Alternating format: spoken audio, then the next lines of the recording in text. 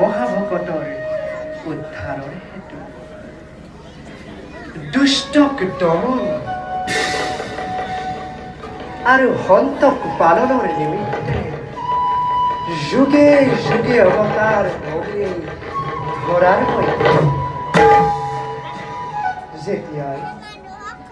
যেতিয়াই পৃথিৱীত অন্যায় অত্যাচাৰে অন্ধকাৰ কৰি তোলে তেতিয়াই মই সকলোকে পোহৰৰ দিশে নিয়াব ত্ৰিজগতৰ কল্যাণৰ নিমিত্তে